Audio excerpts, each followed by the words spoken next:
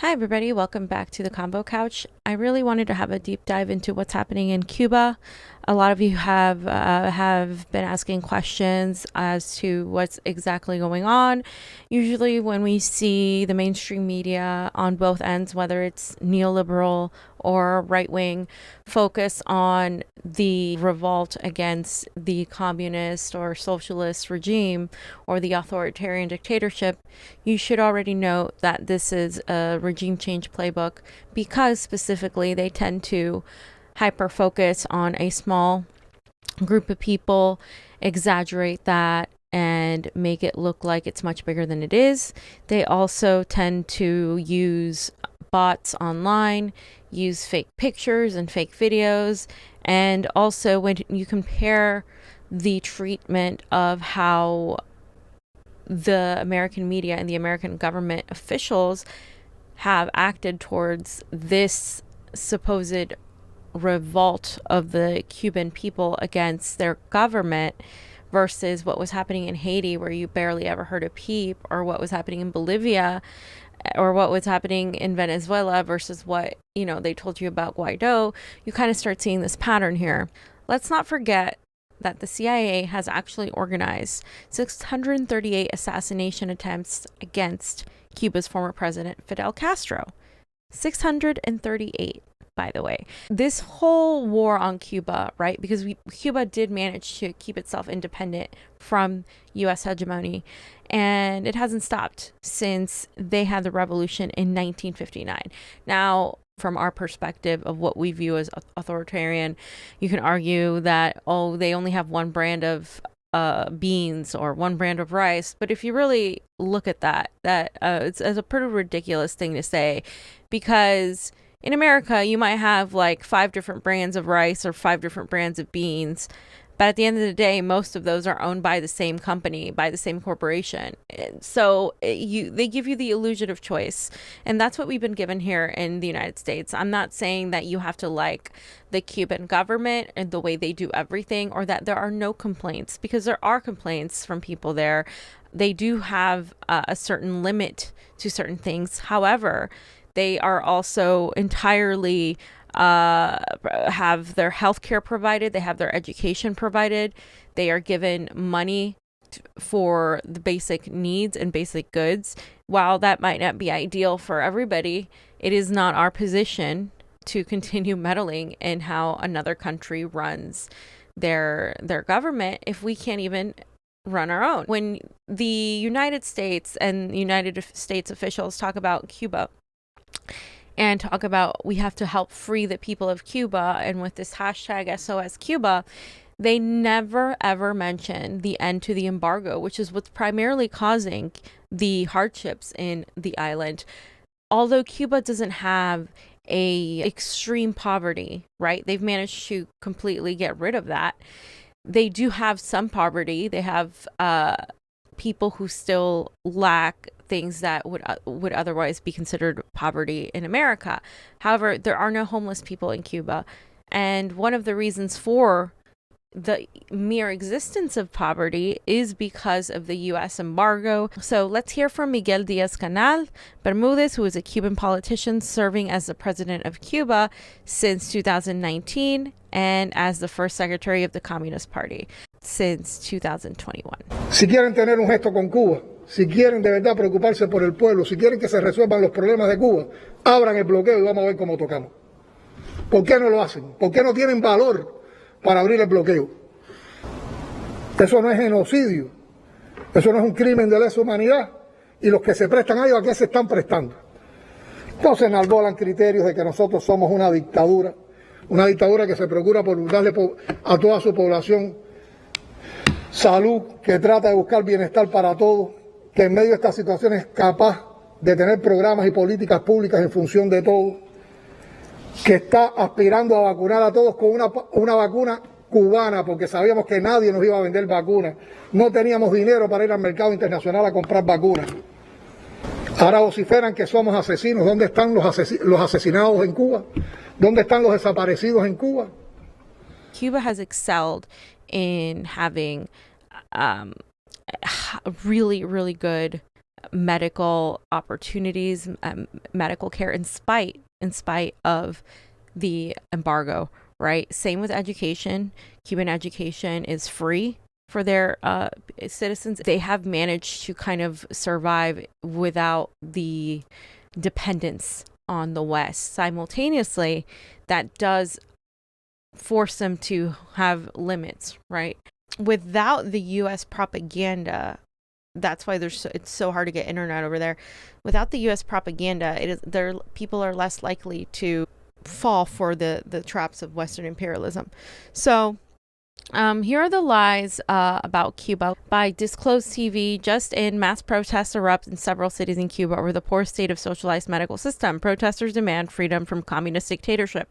It's just really interesting how this is worded. Americans are dying by not having socialized medicine, right? You could leave it up to the states, you could leave it up to the federal government, but Americans are largely suffering and largely in debt because they don't have access to affordable healthcare. They don't have access at all.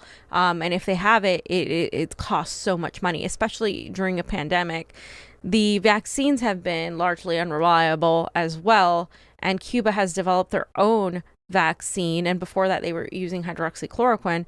And so what I'm saying is, to use the issue of healthcare as to a reason why people would rise up in Cuba makes absolutely no sense. These people are holding up American flags, right? American people aren't free. We're jailing journalists for exposing war crimes.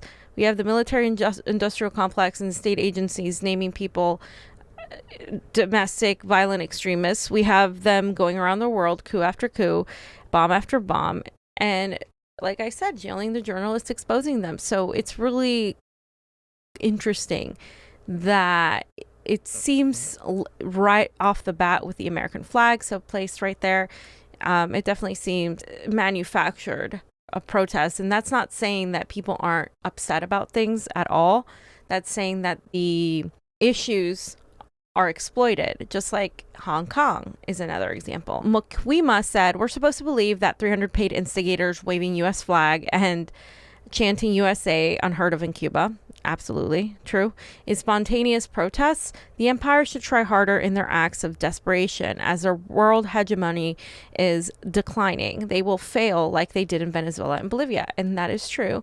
As we know, in Bolivia, the United States helped coup Evo Morales. However, the people protested for over a year, came back and retook control. In Venezuela, the United States has tried time and time again to assassinate both initially Hugo Chavez and then Nicolas Maduro, and has failed as well because they have the support of the people. I don't know how people continue to fall for this, but it seems like they do. So here this person posted, Cuba en estos momentos los cubanos quieren libertad. Cuba in these moments, Cubans want freedom, right?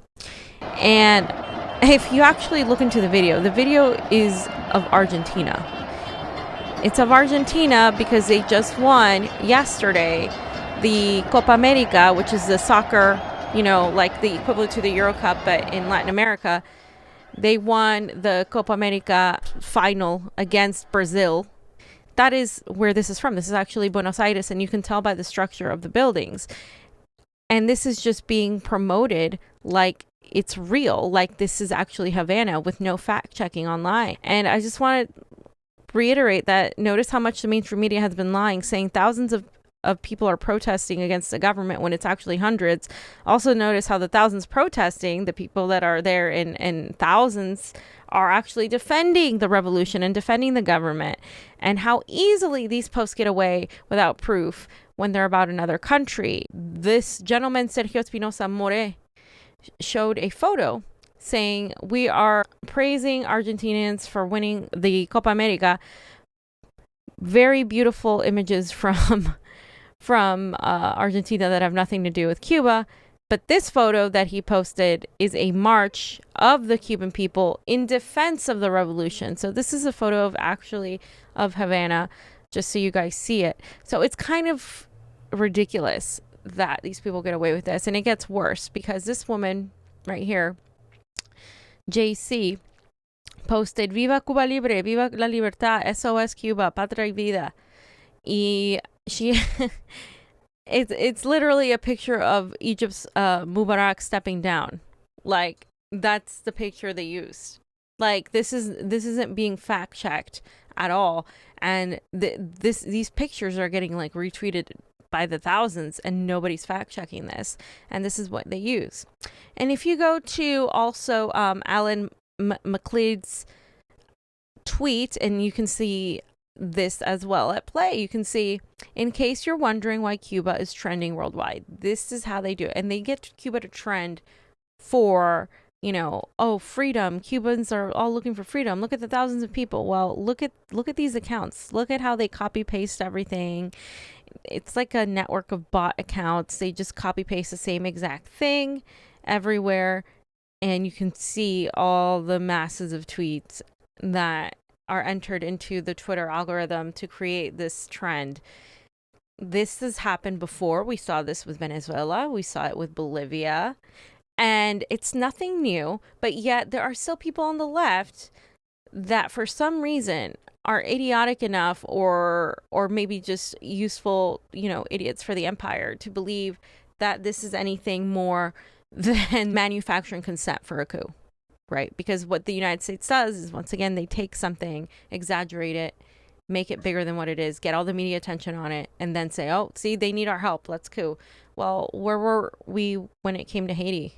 Where were we when it comes to Palestine or when it comes to Yemen? We don't care if we don't have a vested interest. If you actually look at the documentation, right, of how many people it was, it's about 300 people or so protesting against the communist regime, while thousands are actually the ones defending it. But again, they leave that whole part out. It's disingenuous, and it's not just being done by people on Twitter. It's being done by actual mainstream media sources and mainstream media news, and these fake progressive pundits that always find excuses to side with the state agencies and the CIA. Here is Rosa Astra. What the U.S. media tries to spin as mass uprisings against socialism in Cuba versus the actual real-life mass socialist movement in Cuba that the U.S. media will tell any lie to stop you from finding out about. So there you go. You can see the picture on the left and the picture on the right. The picture on the right are the thousands of people in support of their government. She goes on to say there are about 1 million people in Cuba, and over 1 million of them are literally in the march depicted in the photo on the right. The people of Cuba overwhelmingly support the socialist revolution and will fight to defend it. Here's from Telesur English. Cuba. Once Cuban President Díaz-Canel Bey called the revolutionaries to seize the streets, hundreds filled downtown Havana to chase away those groups that have gathered to stage protests against the revolution. So let's listen to this. A standoff is now taking place here near the bay, near the famous Havana Vieja, the old city of Havana. This standoff is between the counter-revolutionary groups who have gathered together in my back and the revolutionary people of Havana responding the call from President Manuel Díaz-Canel today, revolutionaries to the street to defend this revolution. Several social networks messages have been calling for demonstrations in many places of this country. San Antonio de los Baños in southern Havana is one of the most important where demonstrations took place this morning. President Díaz-Canel was there leading a demonstration to show who is stronger, and the people of Cuba seem to be stronger. So far as we can see here, these people are loyal defenders of the revolution in spite of the many difficulties, the many problems, the many scarcities, the many suffering that there is in this country due to the blockade and the pandemic. Remember that because of the pandemic there is no tourism, there is no income from abroad. The blockade has blocked transfers of money from people in the United States and other countries to this country. So they are again trying to defeat these people by starvation and disease. They seem determined, they seem not to let them go. And that's what we're seeing here today.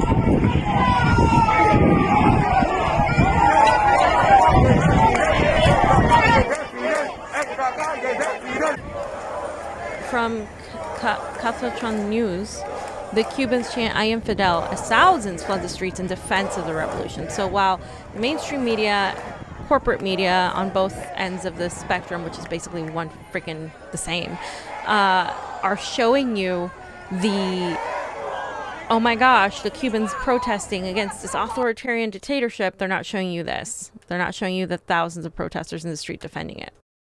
And here is Bruno Rodriguez. Okay, he's the counselor of Cuba, the chancellor of Cuba, and he posted this video saying the people mobilized against the campaign of imperialism against Cuba, international solidarity with Cubans residing abroad, organized support for the nation.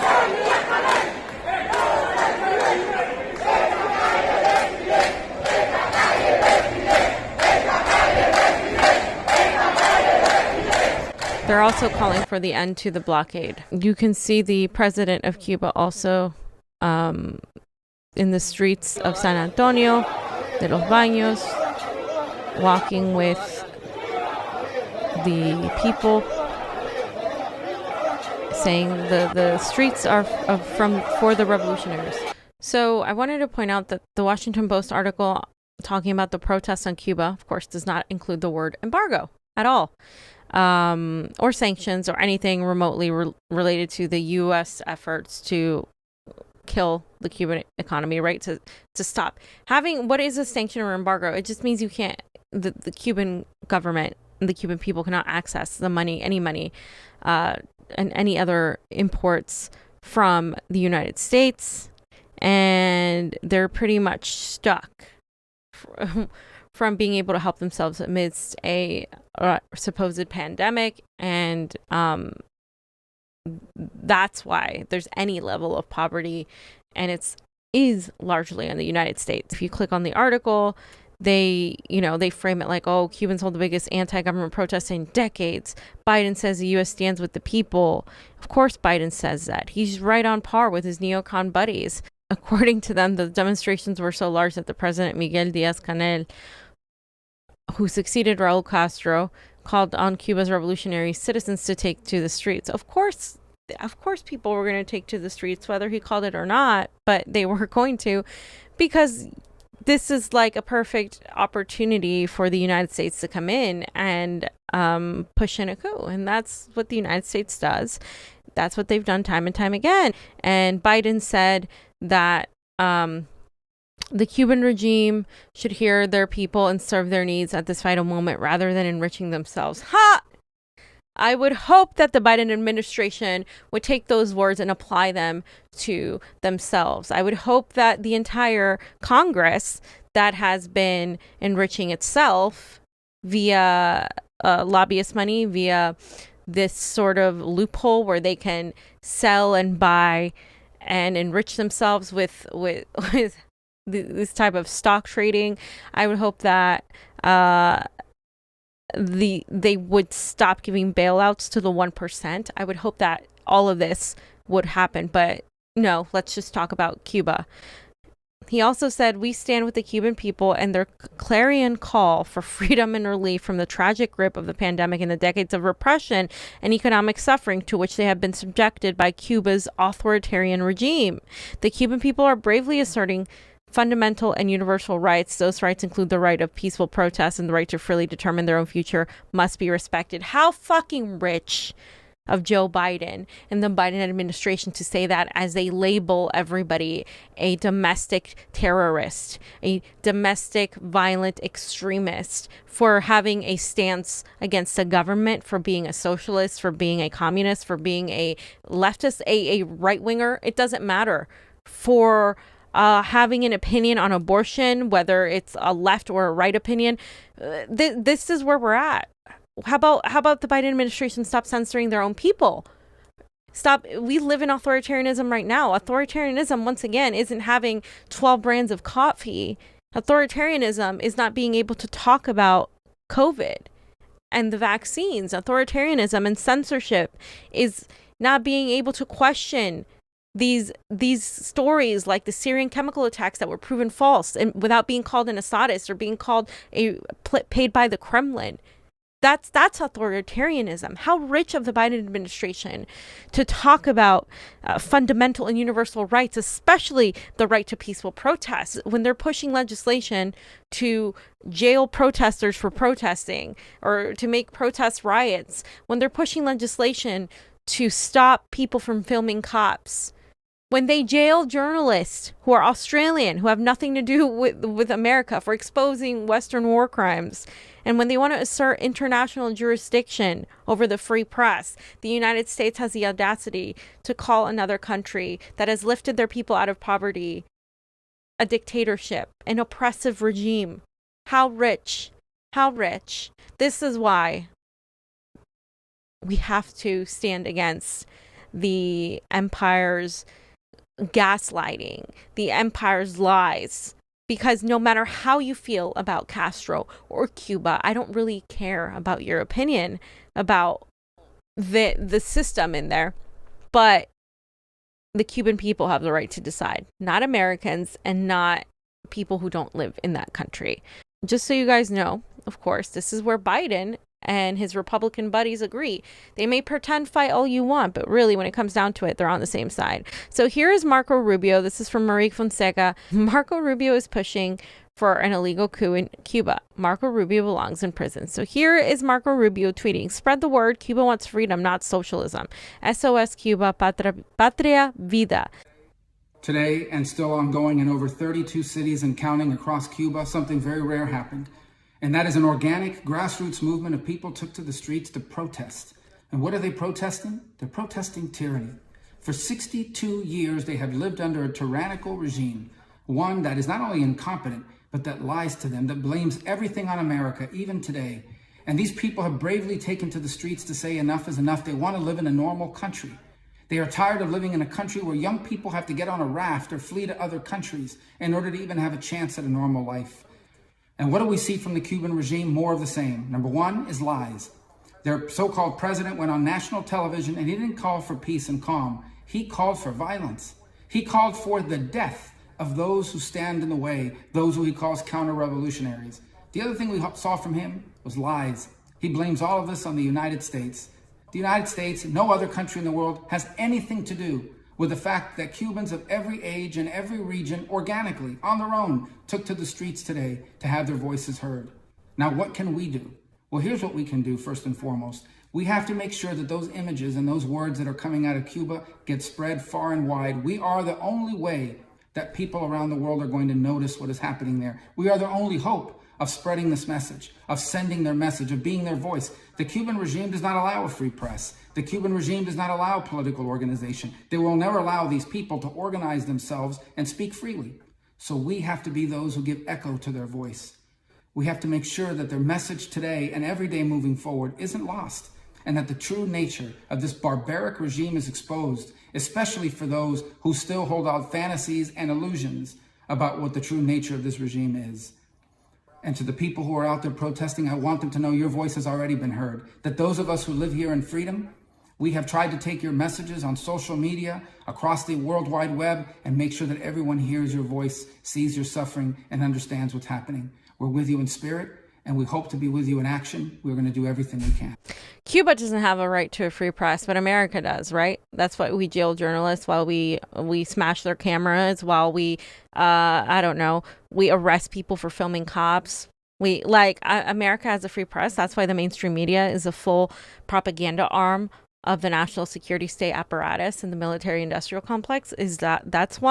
That's why we were forcing people to rat each other out and become little FBI informants for the CIA and the state agencies.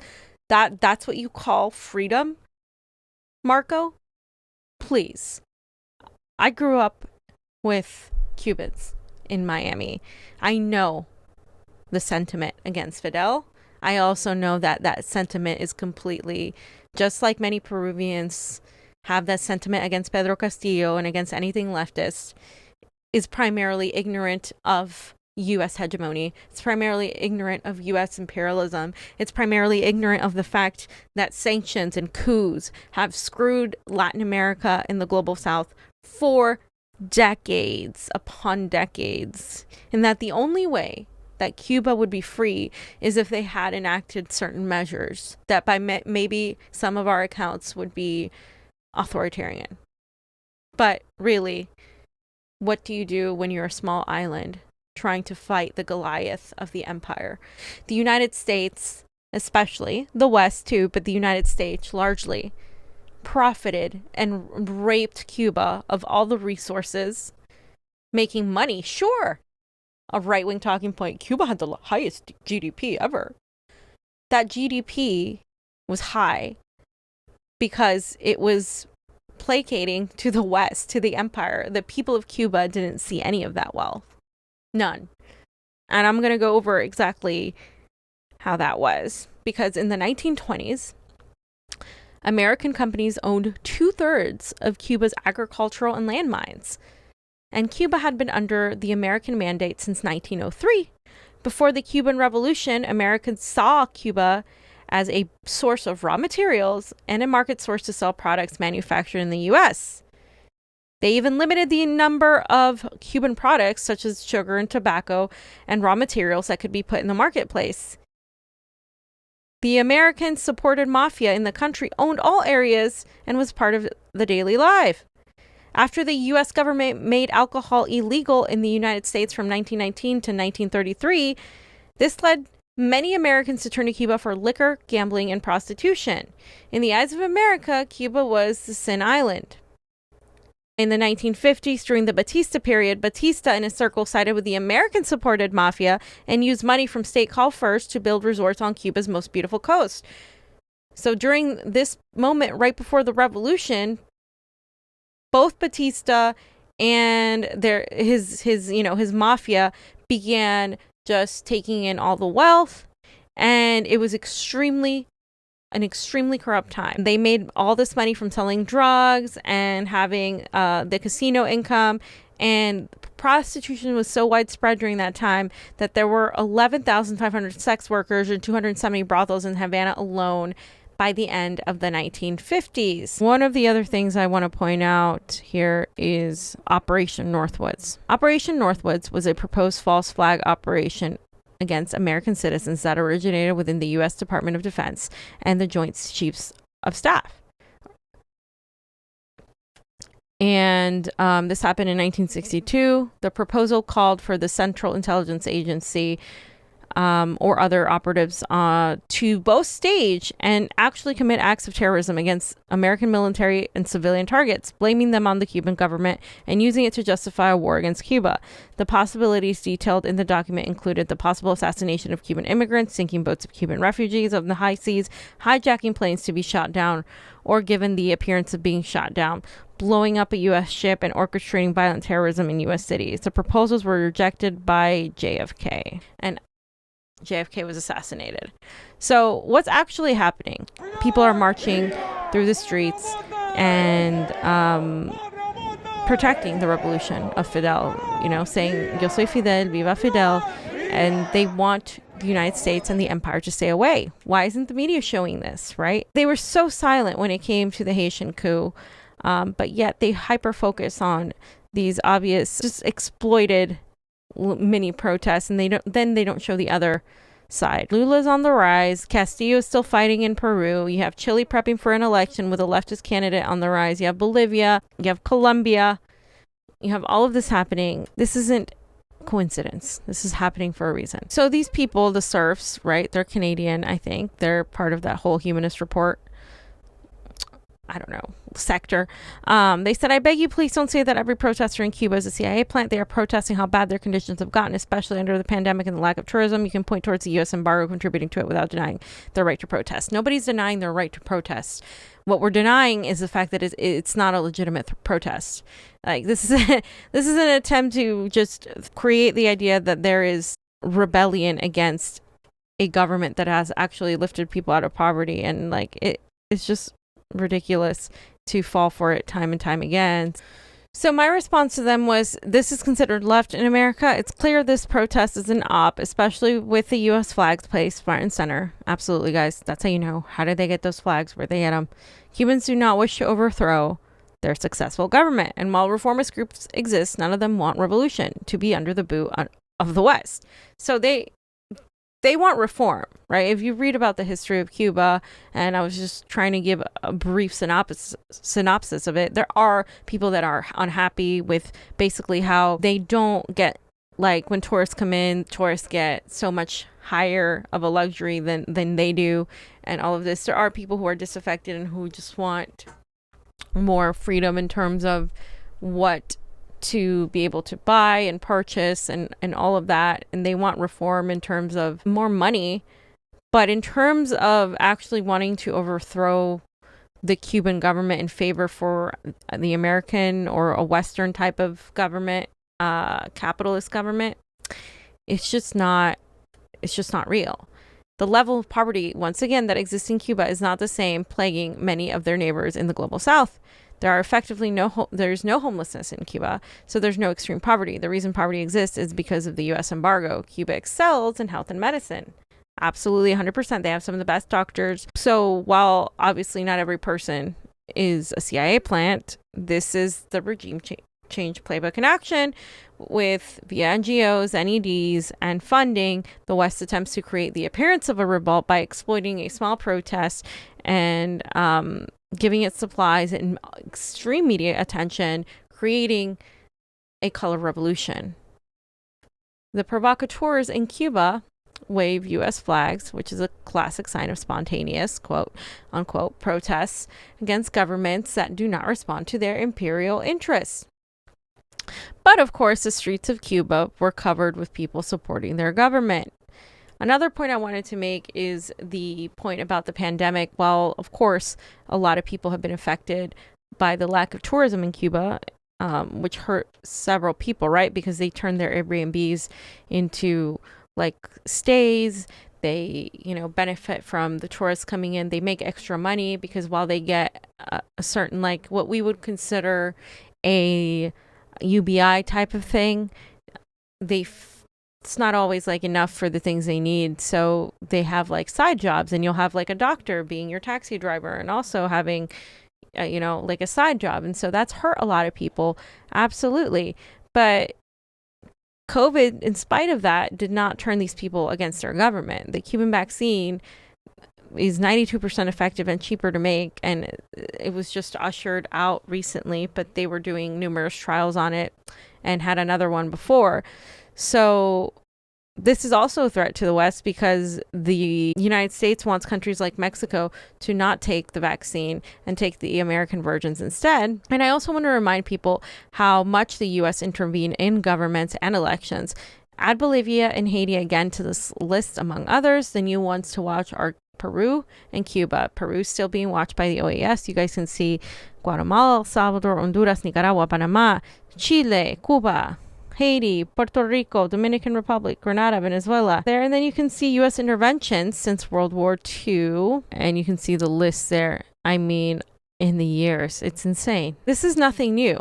But it's scary that I have to point it out each and every time something happens because people still forget. This is a video where they say, Cuba sí, Yankees no. Yes, Cuba, no, Yankees.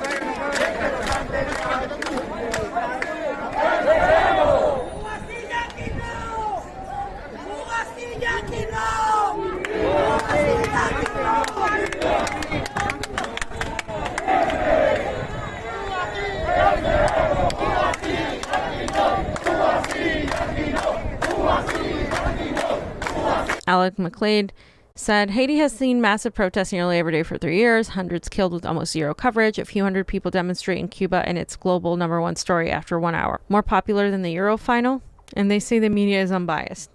Manufacturing consent. Absolutely. I mean, there's no way. Like, you're not going to tell me that this isn't manufactured. I've shown you how a lot of this is fake, how a lot of these things aren't real. And the fact is that they're manufacturing consent for a coup, and both the Biden administration and the right are in cahoots because when it comes to imperialism, they're all neocons, and that's that, guys. That's what's happening. And basically we just have to, as independent media, independent journalists, and all the independent YouTubers and all the reporters that are on the ground right now that are able to be in Cuba, that's the way to do it. We need to fight back with what really is actually happening and stop the spread of actual misinformation that is happening from the West. And when you say, oh, well, you've got to let them protest, it's like the only people not letting people protest is the United States. So we're pointing out that some of these protests are completely just manufactured or exploited to be bigger than what they are in order to achieve a political narrative and propaganda, because the United States wants to exert jurisdiction over so many people in so many countries. And of course, Fidel Castro was gone. The United States is attempting to find a weakness in Cuba, especially with Latin America, the way it's going. That is a threat to the United States empire. And I'm telling you that if we don't continue talking about this and allowing people to understand that everything they've been taught is wrong, redoing empire education, then people are going to continue believing the lies. Because ever since I was little, I was told, oh yeah, Fidel is an awful dictator and he did all these things and all this. And you just don't question it because that's what you were told as a child. And then you realize things were never as simple as they seem. So I just wanted to do a quick deep dive into what's going on. And I hope that people start understanding this is much more serious and we need to pay attention to this, because as Americans can coup who they want to coup, overturn any regime they want to overturn, they're very rich in talking about freedom and liberty and justice when they don't provide it for anybody. And I just want to leave everybody with this last tweet that I posted, because I don't want anybody to forget that the U.S. media and the government's silence on Haiti, Bolivia, Colombia, Venezuela, and Cuba when they protested for independence from Western imperialism and Western-backed puppet governments, while hyper-focusing on the false images of protests for freedom in Cuba. Don't forget the U.S. silence on Palestine and protests for Palestine while focusing on Hamas and the violence exerted on Israel. Don't forget their lack of coverage on the popularity of Bashar al-Assad and how he was reelected both times overwhelmingly by his people, while they still peddle debunk conspiracy theories like the Syrian chemical attacks and still insist on calling him a brutal dictator. And definitely do not forget that Julian Assange is still in prison for exposing Western war crimes, and that any of us could be next, as long as the U.S. continues trying to impose international jurisdiction over the free press, and as long as the United States is allowed to continue acting like a bully, going around the world, overthrowing democratically elected leaders.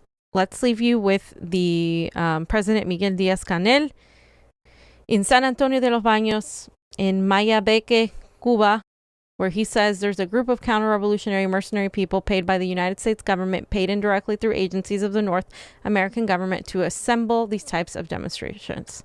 Pero también hay un grupo de gente contrarrevolucionaria, mercenaria, pagada por el gobierno de los Estados Unidos, pagada indirectamente a través de agencias del gobierno norteamericano para armar este tipo de manifestación. En momentos cuando nosotros nos tenemos que estar centrando en cómo atendemos a los que están padeciendo, en cómo logramos capacidad de ingreso para todos los que empiezan a contraer la enfermedad, en cómo cortamos la transmisión, en cómo con lo poco que tenemos podemos dar bienestar.